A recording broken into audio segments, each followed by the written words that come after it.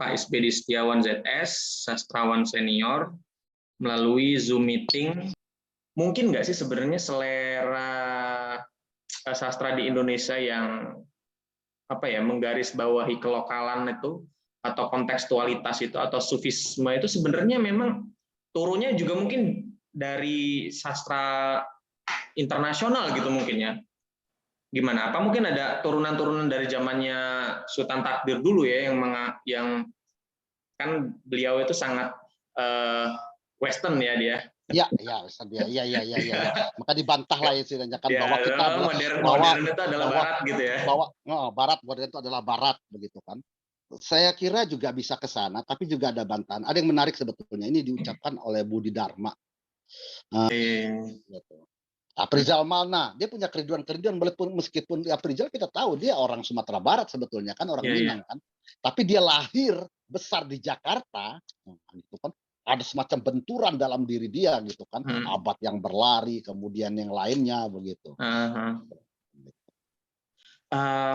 Gini, kok saya ada rasa bahwa sebenarnya narasi tentang sastra kontekstual, sufistik, atau tentang lokalitas itu semakin juga ya, saya kira nggak mungkin ya. Nah, Omar Khayyam biarpun dia bicara tentang di luar negeri atau juga Budi Dharma itu kan, tapi kan tetap juga dia kan disebut juga sebagai sastra yang memang cenderung kontekstual atau juga dibilang sastra yang punya perenungan atau sastra yang juga bicara tentang keindonesiaan. Itu ada kan, bagaimana Omar Khayyam itu kan sangat dipuji juga kan sama Abdul Hadi WM, bahkan ditarik-tarik kan seolah-olah sebagai meskipun Kunto Wijaya jelas, kalau Kunto jelas kan. Nah itu, nah dari ke sana Omar Khayyam saya kira enggak juga ya, tapi karena mereka bicara tentang sana, saya kira juga artinya memang lokalitas yang ada di sana.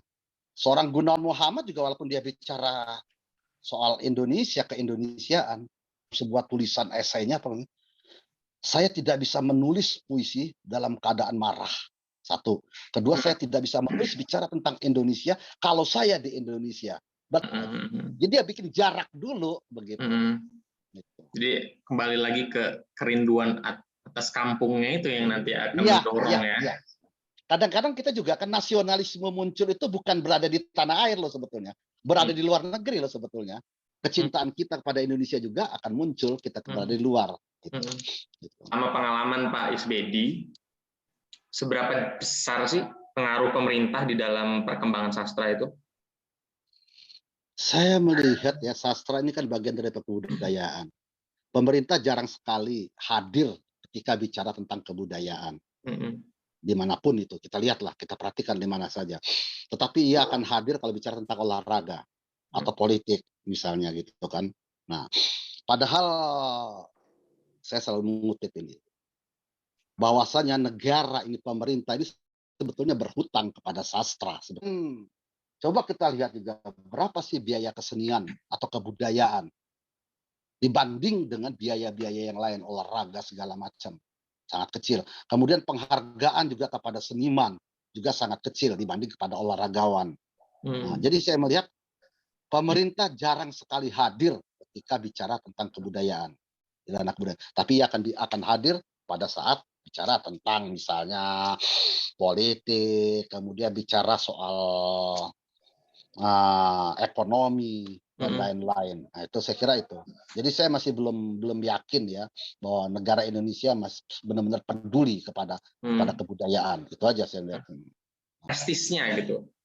Gengsinya sama nggak sih yang diselenggarakan pemerintah sama yang diselenggarakan lembaga seperti DKJ atau Kosal itu gengsinya sama nggak Pak? Saya kira sama aja ya, sama aja sebetulnya, sama. Cuma hanya beda apa ya? Beda ranah aja ya, beda tanah, beda wilayah begitu kan. Sehingga itu sebabnya si A bisa menang di DKJ, tapi ternyata bukunya kalah di Badan Bahasa, ya kan? Ada contoh kok, banyak kok itu. Bukalah, kita buka aja siapa pemenang di DKJ atau pemenang di Kusala, ternyata gagal di Badan Bahasa. Bisa ya. Itu berarti gini. Jurinya jelas pasti berbeda ya. Iya. Artinya standarnya pun beda ya. Iya, standar juga berbeda. Gitu. Ini kan. Oke.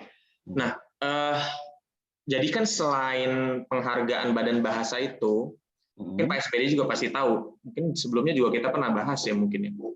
Kan di tahun 2015 itu kan ada Frankfurt Book Fair ya. Frankfurt Book Fair yang di tahun 2014 setahun sebelumnya itu kan Kemendikbud membentuk komite nasional itu waktu itu pada saat itu kan ketuanya Pak Gunawan Muhammad kan. Nah, itu mereka itu mengkurasi karya-karya ya puisi, novel, kemudian drama dan lain sebagainya. Waktu itu salah satu karya Pak SBD ada yang masuk nggak ya? Direkomendasikan untuk mendapatkan pendanaan yang untuk penerjemahan itu? Tidak ada itu. Tidak. Nah, itu di kalangan sastrawan narasinya gimana, Pak SBD? Yang komite nasional. Yang saya tahu itu akhirnya ya siapa yang megang kekuasaan di sana ya orang-orang mereka itu kan, sampai akhirnya kita tahu lah ribut bagaimana apa tuh si AS Laksana ya kan, ribut sama Gunawan Muhammad gitu kan, yang kemudian akhirnya tahun berikutnya diundang kalau nggak salah kan, gitu kan. Dan sana sudah kelihatan. Dan saya nggak pernah mau urusan dengan yang kayak gitu. Yakinlah apabila kita tidak berdepan-depan atau tidak ya berdepan-depan lah dengan seseorang yang memiliki kekuasaan, ya kita tidak akan pernah dicawil, tidak pernah diinin, ya no problem. Terlepas boleh jadi karya saya menurut mereka buruk, ya udah nggak apa-apa begitu. Itu kan. Bahkan Ubud Writer Festival yang awal-awalnya ketika menentukan nama juga mereka begitu. Saya ini Nerwan Dewanto. Tapi kemudian Ubud Writer yang ketika saya masuk, kemudian Marhalim Zaini, kemudian Wirat Madeni Dinata dari Aceh, itu sudah lewat karya, pengiriman karya. Itu yang lolos itu kita. Bukan nama. Tadi saya garis bawahi ketika WA tadi itu. Karena ada hal-hal yang rada-rada sensitif. Ini kebetulan Pak SBD barusan kan singgung juga. Ada ini ya sebenarnya salah satu dari orang-orang dalam juga di komite itu bilang sebenarnya memang pelaksanaannya juga memang nggak begitu baik, karena banyak yaitu seperti Pak SBD bilang tadi itu banyak juga yang mementingkan teman-temannya sendiri gitu. Kalau lazim berarti sudah ini ya. Saya kira sebetulnya tidak lazim, tapi itu sudah jadi bawaan orang itu kan. Si A kalau megang maka inilah orang-orang inilah begitu kan. Jadi dengan kata lain maksudnya dalam kondisi seperti itu Gunawan Muhammad dan lingkaran utan kayunya lah ya yang megang lah ya gitu ya. Dalam kondisi yang tadi itu ya.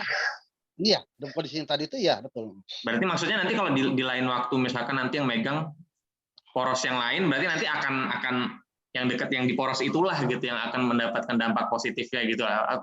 Bisa terjadi begitu, bisa terjadi di Indonesia ini kan.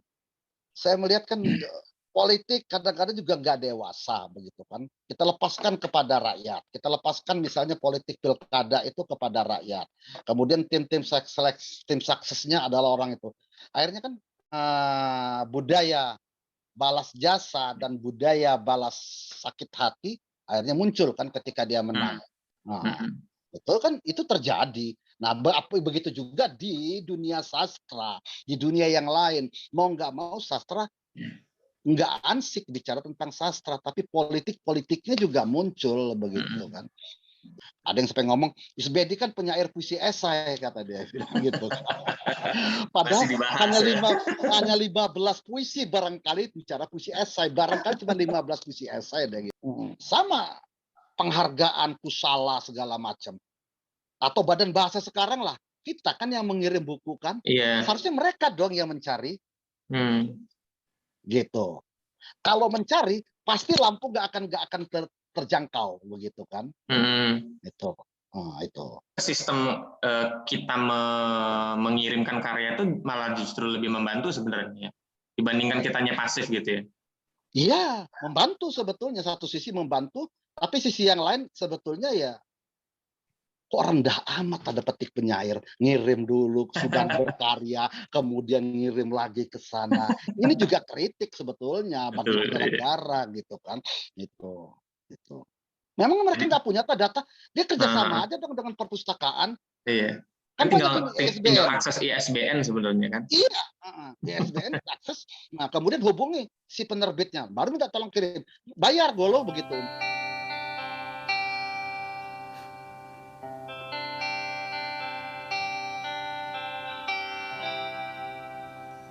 Kita pernah